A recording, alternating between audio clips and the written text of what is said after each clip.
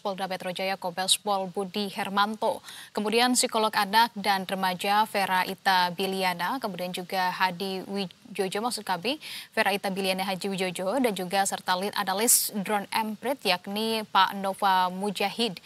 Kita sapa para narasumber yang sudah hadir. Selamat sore, Bapak Ibu sekalian. Sore, Mbak. Sore, Mbak. Baik, terima kasih sebelumnya. Saya mungkin langsung saja yang pertama ingin ke Pak Budi ya. Pak Budi, kita akan update terlebih dahulu terkait dengan kasus ledakan di SMAN 72 Jakarta ini. Mungkin sebelum ke proses penyelidikannya, tapi saya ingin mengetahui dari kondisi pelaku saat ini seperti apa, apakah sedang menjalani perawatan intensif dan juga atau sudah mulai bisa dilakukan pemeriksaan begitu ya, dimintai keterangan-keterangan oleh pihak kepolisian atau seperti apa Pak Budi? Ya, yang pertama Mbak, terima kasih para narasumber. Kita meluruskan bersama ya untuk penyebutan anak yang berhadapan dengan hukum ataupun anak berkonflik dengan hukum. Karena untuk menjaga ruang, mereka memiliki suatu aturan khusus yaitu dalam perlindungan terhadap anak. Kita juga harus menjaga privasi dari anak-anak tersebut, termasuk ada perlakuan khusus bagi anak yang berkonflik dengan hukum. Saat ini Polda Metro Jaya bekerja sama dengan Bidokes, kita fokus terhadap pemulihan pasca operasi dari anak berkonflik dengan hukum. Sehingga selain dari sisi medik, kita juga harus melihat psikis yang bersangkutan bisa benar-benar pulih. Setelah itu baru kita akan melakukan beberapa permintaan keterangan ataupun asal-usul dari kegiatan-kegiatan yang bersangkutan. Sementara demikian, Bu. Oke, artinya memang sampai dengan saat ini begitu ya belum bisa dilakukan ataupun dimintai keterangan secara intensif daripada anak yang berhadapan dengan hukum ini begitu ya Pak Budi? Nah, Ya, betul. Pak Budi, karena di sini juga sudah kehadiran begitu narasumber kita juga ada Pak Nova, kemudian juga Mbak Vera yang nanti akan melengkapi dialog kita. Tapi saya ingin secara spesifik begitu ya terkait dengan website yang sebelumnya juga sudah dipaparkan begitu oleh Polda Metro Jaya. Dari penelusuran polisi ini kan sudah berapa lama sebetulnya dari ABH ini terpapar konten-konten kekerasan Pak Budi, dan juga apakah sudah diketahui kah website yang diakses, sekaligus apakah website ini juga sebetulnya cukup mudahkah diakses untuk seorang remaja atau seperti apa Pak Budi? Ya, terima kasih Mbak. Ini memang dari keterangan beberapa saksi, ini beberapa bulan yang lalu ya, memang dia anak berhadapan dengan ini baru mengakses beberapa situs dan website. Tetapi secara pastinya, tim dari Direktorat Siber Polda Metro Jaya sedang mendalami proses digital forensik karena terkait dengan beberapa device dan laptop yang ditemukan pada saat penggeledahan. Ini juga lagi dilakukan proses digital forensik dan analisa terhadap pengolahan barang bukti. Kami mohon waktu teman-teman penyidik untuk bisa bekerja secara komprehensif agar hasilnya juga bisa dapat kita pertanggungjawabkan.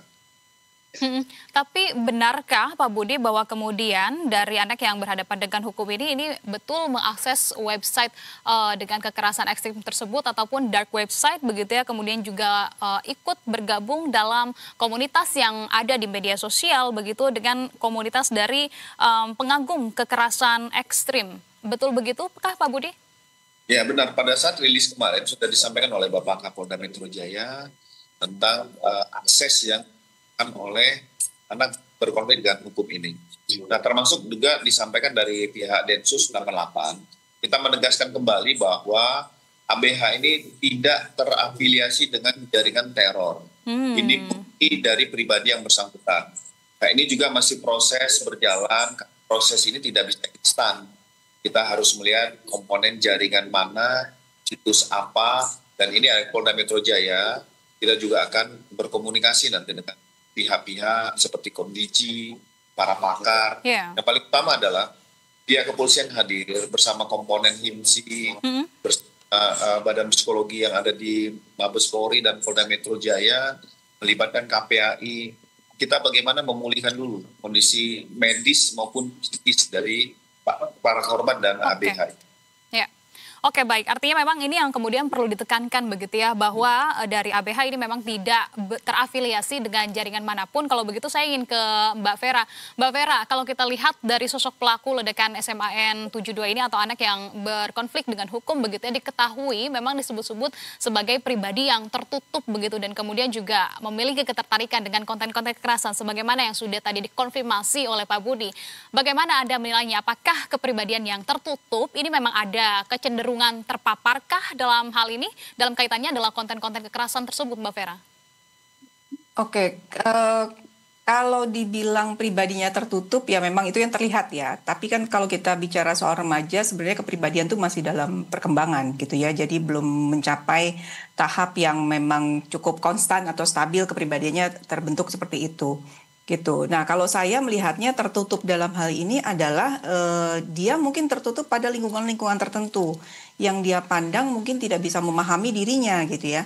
Tapi mungkin di website tadi Pak Budi juga sebutkan dia tergabung ke satu komunitas online gitu ya. Nah, di sana mungkin dia tidak tampil sebagai pribadi tertutup, dia mungkin lebih ekspresif di situ karena mungkin yang ditemui adalah orang-orang yang bisa memahami atau terlihat seolah-olah bisa memahami dirinya gitu.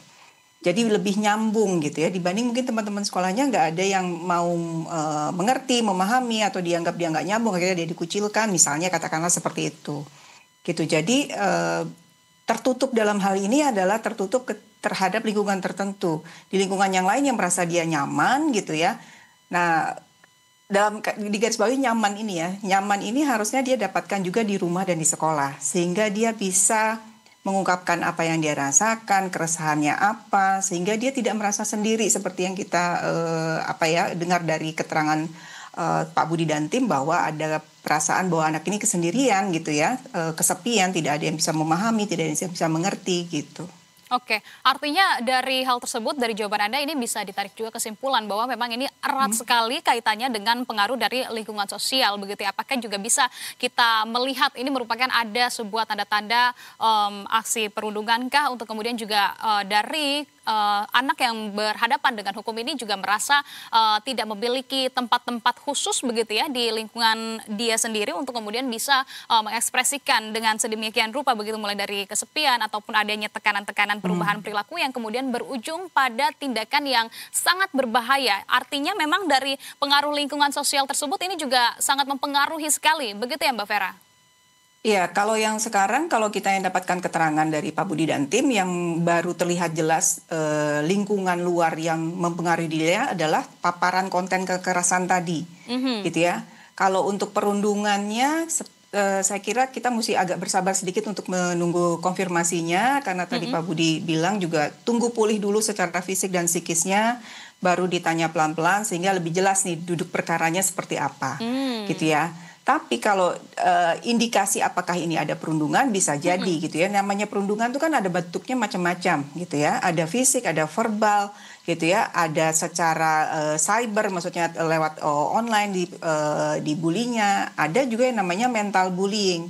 Mental bullying ini tidak dipukul, tidak disentuh secara fisik, juga tidak dikata-katai secara verbal, tapi ketika dia datang orang menghindar, orang menjauh. Karena orang menganggap dia aneh, dia nggak nyambung, gitu. Akhirnya ini berlarut-larut kondisi seperti ini, lama-lama anak ini merasa sendiri, merasa tidak ada yang mau memahami atau mendengarkan dia, gitu. Makanya kemarin saya sempat sampaikan juga, ini sebenarnya tamparan buat kita semua, gitu ya, warning juga buat kita semua. Ketika di satu sekolah ada anak yang merasa sepi sendiri, gitu ya, paling tidak ada usaha untuk tetap memberikan perhatian pada dia. Walaupun kalau dianggap seleranya aneh, walaupun dianggap diajak bicara tidak nyambung, minatnya beda dengan minat remaja pada umumnya gitu ya. Paling nggak ketika dia pagi datang disapa, diajak senyum, atau diajak ke kantin bareng. Ada guru yang bertemu, gimana kabar kamu hari ini? Nah seperti itu sepertinya cukup ya untuk menghilangkan rasa kesendirian tadi dan paling nggak ada orang yang memperhatikan dia gitu. Ada interaksi dan juga perhatian begitu ya yang didapatkan kepada ABH ini. Kalau begitu saya ingin ke Pak Nova. Pak Nova, tapi kalau kita mendengar begitu ya penjelasan dari Pak Budi, kemudian juga dari Mbak Vera, artinya kan ini kemudian teralihkan juga pada website yang sudah diakses oleh ABH, di mana memang paparannya cukup dalam sekali begitu kepada ABH ini, sebetulnya seberapa mudah sih untuk orang-orang terutama adalah dari remaja begitu ya untuk dapat mengakses konten-konten kekerasan baik di website, dark website begitu maupun di media sosial, dan seberapa banyak temuan Anda dari konten-konten terkait itu yang beredar saat ini, Pak Nova?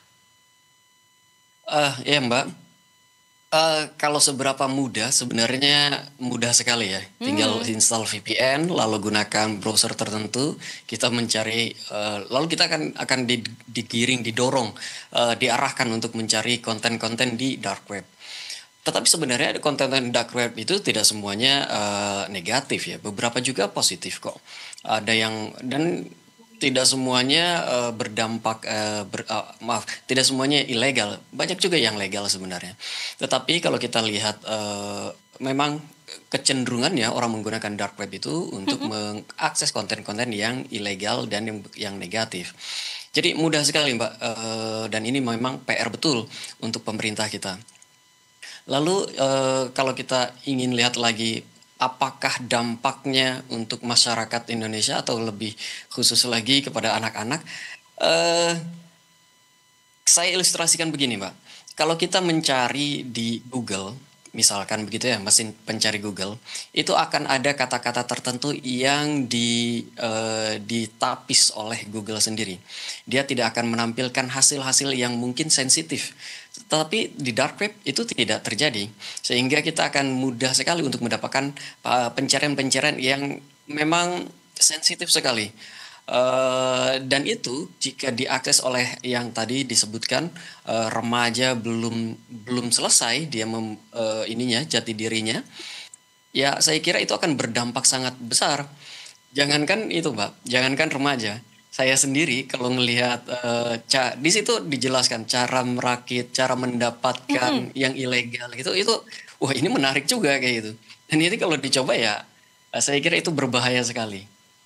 Oke, artinya jangankan orang dewasa begitu ya, bagi remaja pun yang kemudian juga tentu kita juga tahu, mungkin nanti Mbak Vero juga bisa menjelaskan begitu ya, bahwa memang sepertinya harus disupervisi, harus dalam pengawasan juga begitu, terutama adalah dengan kaitannya hal-hal ekstrim seperti ini, sehingga memang kalau Anda sampaikan sebetulnya dark web ini tidak melulu negatif, ada juga positif, tergantung bagaimana diperuntukannya begitu, Pak Nova. Iya betul. Contoh-contoh yang positif itu misalkan ada platform untuk whistleblower. Saya sebut saja Secure Drop kayak gitu. Ada layanan email terinskripsi. Ada juga layanan untuk mengakses jurnal akademik seperti LibGen. Itu saya kira masih positif gitu ya. Tapi kalau udah pasar gelap, jual beli narkoba, senjata, data pribadi, itu kan tersedia juga di sana. Ada forum hacker juga yang berbagi teknik-teknik peretasan dan seterusnya. Ada konten ekstrim seperti yang mungkin diakses oleh ABH ini ya. Lalu juga ada dokumen palsu, itu yang ilegal. Dan itu mudah sekali. Dan kalau kita mengaksesnya tidak dengan kehati-hatian, dengan kata lain, digital literasi kita juga masih rendah kayak gitu, lalu banyak hal lain, mungkin itu akan berdampak buruk bagi pengaksesnya. Kayak gitu Mbak. Iya, karena kita juga dengar begitu ya, bahwa artinya dengan ABH ini kemudian bisa merakit, sebetulnya memang memiliki kecerdasan ataupun intelektualitas yang cukup tinggi begitu ya, namun memang tanpa supervisi ataupun tanpa pengawasan yang baik juga. Nah, Pak Budi, tapi sejauh ini disampaikan tadi di awal oleh Anda tidak terafiliasi dengan jaringan manapun, tapi dari hasil pemeriksaan ponsel ABH begitu di media sosial ABH, apakah juga sudah ada indikasi komunikasikah dengan pihak luar selain daripada tergabung begitu ya dalam komunitas yang dikatakan ekstrem ini, tapi ada komunikasi dua arah tertentukah yang ditemukan dari ponsel ABH ini, Pak Budi? Ya, saya ulangin Mbak, tadi kami sudah sampaikan. Kami mohon waktu karena pemeriksaan digital forensik masih berlangsung, sehingga kita belum bisa menemukan hasil dari digital forensik terhadap device yang ditemukan. Oke, tapi Pak Budi, terkait dengan statusnya, kita tahu bahwa sang anak ini sebentar lagi, sekitar 3 bulan lagi begitu ya, akan menghadapi ujian, karena memang masih di kelas 12 begitu ya, untuk hak-hak pelaku sendiri yang kita tahu juga memiliki intelektualitas yang cukup tinggi juga. Bagaimana kemudian nanti dengan hak terhadap anak yang berhadapan dengan hukum ini begitu ya pada saat menjalani proses hukumannya, apakah juga bagaimana dari Polri akan bisa memastikan hak-hak tersebut bisa dipenuhi, Pak Budi? Ya, terima kasih Mbak. Kami juga kan bekerja sama dengan KPAI, Bapas nanti pada saat proses penyidikan, keterangan, kita melibatkan UPTD, P3A juga. Nah, hak-hak khusus yang dimiliki salah satu tadi, seperti yang Mbak sampaikan. Pada saat yang bersangkutan anak berhadapan dengan hukum ini akan melaksanakan ujian, pasti kita juga akan memberikan ruang selama situasi kondisi kesehatan fisik dan kesehatan psikis ini juga secara baik. Kita akan memberikan ruang penyidik. Oke. Tapi Pak Budi, kemudian bahwa fakta dari pelaku ini masih, dari anak yang berhadapan dengan hukum ini juga masih aktif begitu ya di sekolah. Tapi bagaimana nanti untuk memastikan juga bahwa memang dari pihak-pihak terkait, adapun seperti dari Komnas HAM begitu maupun juga yang bisa ikut mendampingi itu juga diperbolehkan dengan leluasanya begitu ya tanpa adanya batasan-batasan tertentu begitu, hal tersebut memang sudah bisa dipastikan maupun dari pihak kedua orang tua korban kah? Ya Mbak, Bapak Kapolda Metro Jaya sudah menekankan akan memberi ruang kepada seluruh komponen elemen yang ingin terlibat dalam mengawal menjadikan pemantauan terhadap perjalanan proses penyidikan. Kita membuka ruang bagi seluruh siapa saja yang ingin terlibat. Tapi Pak Budi, ini disebutkan juga begitu ya bahwa dari ABH mengikuti dari komunitas yang ada di media sosial, komunitas ekstrim, apakah dari pihak kepolisian saat ini juga sudah menelusurikah terkait dengan komunitas ekstrim tersebut, Pak Budi? Pak Budi, tapi kita akan jeda terlebih dahulu, mohon ditahan dulu jawabannya, kita akan mendengarkan azan maghrib terlebih dahulu, Pak Budi.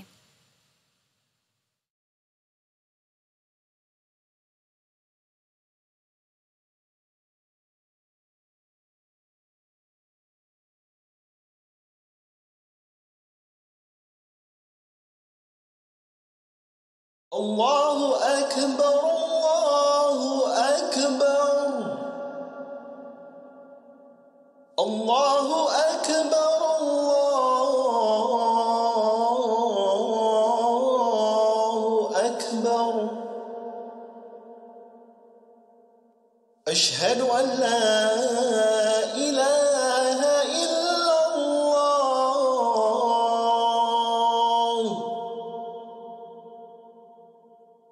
Asyhadu an la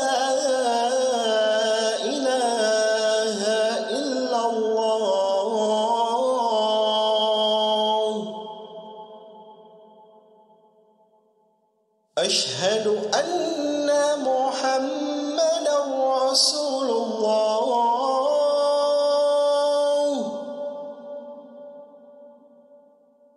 أشهد أن محمدا رسول الله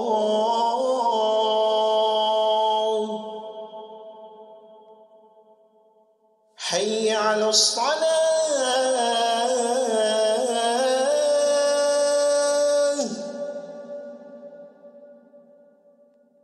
حي على الصلاة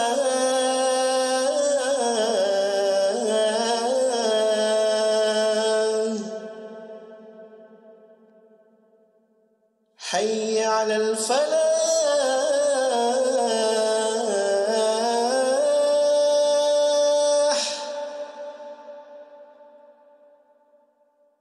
حي على الفلاح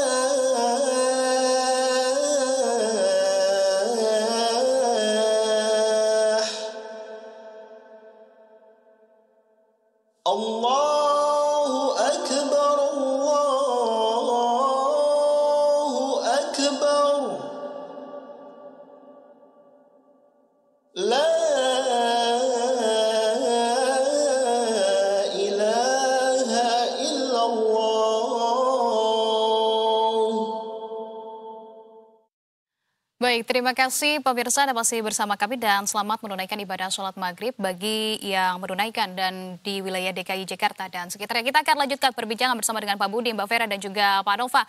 Tadi saya gantung pertanyaannya kepada Pak Budi. Pak Budi silakan bisa ditanggapi terkait dengan komunitas ekstrim tersebut. Apakah sudah dilakukan pendalaman juga oleh pihak kepolisian saat ini? Ya, saat ini masih proses pendalaman, Mbak. Jadi ini bekerja sama dengan dari Direktorat Siber, kita melihat dari hasil digital forensik. Tapi secara offline-nya, ini pihak Densus 88 juga akan mendalami, yang jelas ABH ini tidak terafiliasi dengan jaringan teror. Nah, tetapi dengan komunitas-komunitas lain ini juga pasti akan didalami. Oke. Oke, baik. Kalau begitu saya juga ke Mbak Vera. Mbak Vera, ini juga disebutkan begitu ya bahwa dari ABH sebetulnya memiliki intelektual ataupun sering disebut-sebut sebagai anak yang cerdas juga di sekolah.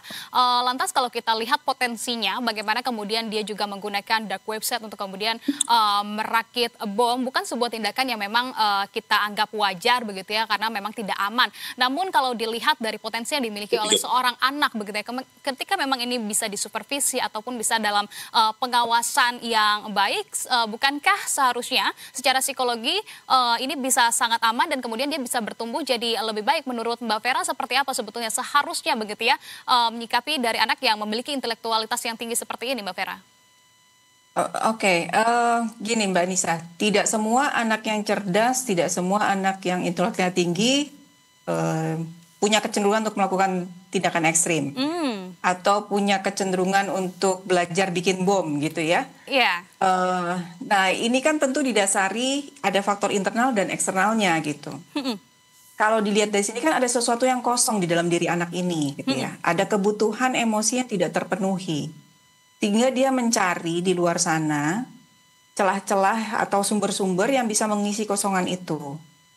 Gitu. Jadi nggak ada asap kalau nggak ada apinya gitulah ya. Jadi ada faktor internal yang memang menyebabkan kenapa anak ini jadi melakukan kekerasan, kenapa dia jadinya tertarik kepada paparan kekerasan gitu ya. Itu ada sebab-sebabnya.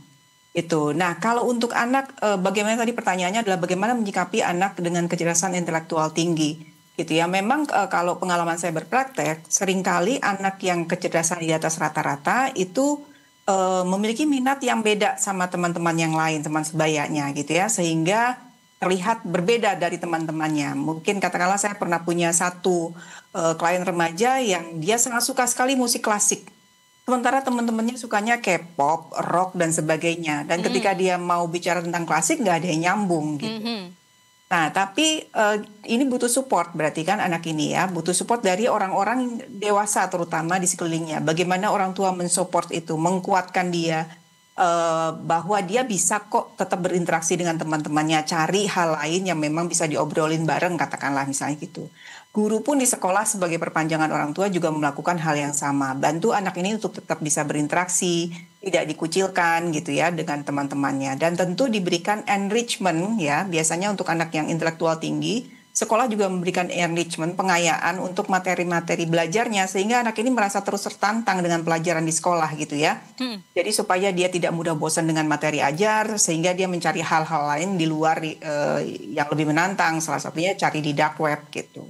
Oke, artinya memang itu menjadi salah satu cara bagi ABH ini untuk menyalurkan begitu ya, menjadi pelarian juga. Tapi kalau kita lihat dari sisi keluarga, Mbak Vera, ini disebutkan juga bahwa anak juga tinggal jauh dari salah satu orang tuanya. Apakah ada dampak emosional yang bisa berkembang dari hal tersebut, Mbak Vera?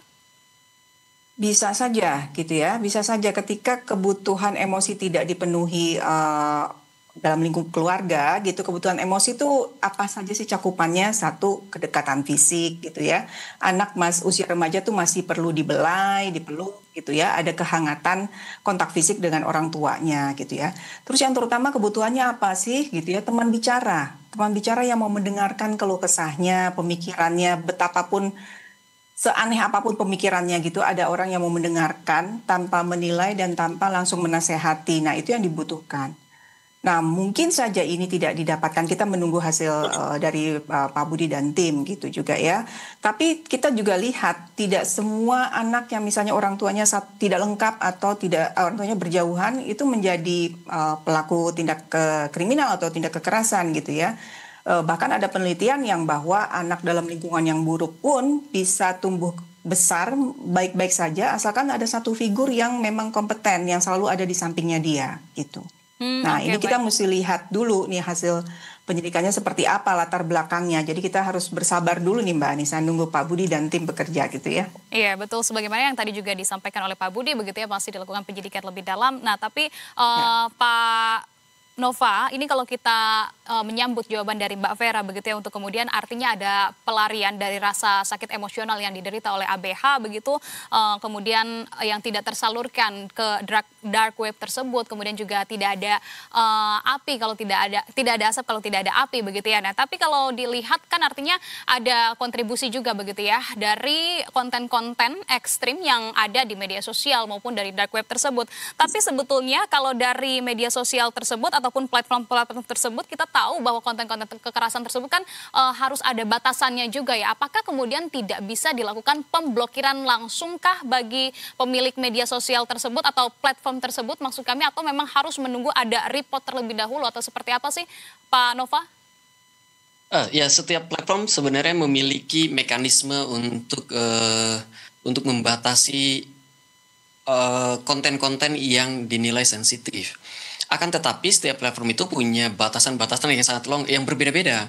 Twitter misalnya sangat longgar gitu ya, dengan batasan-batasan mana-mana yang menyalahi community guideline mereka. Facebook dan Instagram cenderung lebih konservatif, sehingga konten-konten yang agak sedikit sensitif itu akan mereka langsung kasih warning. Begitu juga di YouTube sama. Akan tetapi terlepas dari seberapa baiknya platform memberikan batasan-batasan, memberikan guideline, community guideline dan sebagainya, user yang mengunggah konten-konten itu bisa dengan sangat mudah mengakalinya, Mbak. Misalkan captionnya dibuat dengan huruf-huruf tertentu, disamarkan, atau gambar-gambarnya juga disamarkan pada bagian-bagian tertentu saja, atau musiknya, suaranya disamarkan hanya pada bagian tertentu saja. Sedangkan kalau kita rangkai itu semua dari sisi videonya, dari narasinya, serta dari suaranya, itu akan kelihatan kok kalau ini sebenarnya mendorong atau mengadvokasi kekerasan, mengadvokasi sensitif, konten-konten sensitif seperti itu ya. Ini PR betul karena memang pemerintah saya kira sudah seringkali mendorong dan menegur platform-platform media sosial untuk lebih ketat lagi memberikan membuat aturan ini ya, aturan-aturannya gitu, ke community guideline-nya agar lebih diperketat lagi. Akan tetapi problemnya adalah itu tadi. Nah, lalu selain itu, saya kira ini sehingga tidak bisa kita sepenuhnya menyerahkan ini kepada pemerintah atau kepada platform saja. Tetap butuh, kalau untuk remaja saya kira tetap butuh bimbingan orang tua. Ada yang kita sebut dengan konten-konten, kita tidak bisa membiarkan anak-anak kita mengakses konten-konten dengan sangat media sosial gitu dengan sangat mudah. Jadi perlu partisipasi orang tua melihat apa saja yang mereka akses kayak gitu. Kalau sudah mulai kelihatan ada yang berbeda, itu perlu diwaspadai. Lalu juga selain orang tua juga tentu komunitasnya, komunitas sekolah, komunitas pertemanan itu juga harus mendapatkan edukasi dan literasi digital yang baik. Saya kira begitu Mbak untuk menjawab pertanyaan tadi. Jadi nggak bisa ini ke pemerintah saja, nggak bisa ke platformnya saja. Usernya pun harus juga berpartisipasi. Orang tua dan lingkungannya juga harus berpartisipasi. Begitu Mbak. Ada partisipasi dari lingkaran pertama begitu ya, khususnya adalah di keluarga, yakni orang tua, Pak Budi. Tapi kalau dari pihak kepolisian sendiri, apakah dari konten-konten kekerasan ekstrim tersebut ini sebetulnya bisa langsung ditindakkah melalui patroli cyber dari pihak kepolisian atau seperti apa? Ya tetap ada regulasi Mbak, untuk patroli cyber tetap dilaksanakan. Kita juga akan nanti berkomunikasi dengan pihak DIGI, karena ada kementerian kelembagaan yang lebih memiliki kewenangan terkait tentang konten ini apakah akan disampai di regulasi. Tetapi kita akan melakukan pembahasan lebih lanjut apabila setelah hasil digital forensik ini ditemukan, kita akan tahu situs dan website dan akun yang mengunggah ataupun menjadi tempat sumber informasi bagi ABH ini. Oke. Nah, kalau begitu saya juga ingin meneruskan ke Mbak Vera. Mbak Vera tadi disebutkan perlu adanya partisipasi aktif juga dari orang tua, terkhusus adalah dari lingkaran pertama di keluarga begitu ya. Namun kalau kita melihat ini usia dari ABH juga kan sebetulnya sudah 17 tahun, seberapa masih diperlukannya begitu ya partisipasi dari orang tua untuk kemudian mengawasi akun media sosial dari ABH tersebut, Mbak Vera, dari anak yang berusia 17 tahun. Oke, saya setuju tadi sama yang disampaikan oleh Pak Nova ya. Ini semua lingkaran, semua lini harus bergerak gitu. Edukasi literasi digital, saya sendiri sebagai psikolog kayaknya sudah entah dari kapan ya, bertahun-tahun tuh selalu menyuarakan pendampingan orang tua gitu ya, waspada dengan rating usia di setiap konten gitu ya, perhatikan untuk game dan sebagainya. Tapi semakin ke sini, semakin sepertinya orang tua kewalahan gitu ya kalau saya lihat gitu. Tidak semua orang tua mungkin punya waktu untuk secara kontinu mendampingi gitu ya. Belum lagi mereka juga mengalami tantangan ketika anak-anaknya sudah mulai memasuki usia remaja, itu anak-anak lebih susah untuk diajak berkomunikasi gitu ya. Jadi orang tuanya beradaptasi lagi nih gitu ya. Dan anak remaja juga sudah punya dunia sendiri yang mereka merasa lebih menarik dan lebih asik dibandingkan ngobrol sama orang tuanya gitu. Nah, beberapa tahun terakhir ini kita juga melihat pemerintah melakukan usaha. Nah, itu saya juga mengapresiasi, ada PP Tunas, Komdigi juga lebih gencar mensosialisasikan tentang dan mendesak platform untuk juga ikut turut serta untuk bertanggung jawab akan hal ini gitu ya. Cuma kalau melihat berdasarkan peristiwa yang terbaru ini gitu ya, saya rasa kayaknya jangan ragu-ragu lagi deh pemerintah gitu ya untuk melakukan tindakan yang lebih tegas gitu ya, lebih represif gitu. Kita lihat negara-negara lain juga melakukan tindakan-tindakan yang lebih keras gitu ya, seperti nge-ban gitu ya, tidak mengizinkan akses untuk website-website tertentu, untuk game-game tertentu, dan menerapkan aturan yang lebih tegas lagi untuk batasan usia anak mengakses sosial media gitu. Tentu saja memang ini kerja bareng-bareng, nggak bisa pemerintah sendiri, nggak bisa platform sendiri, nggak bisa orang tua sendiri, nggak bisa sekolah atau guru sendiri.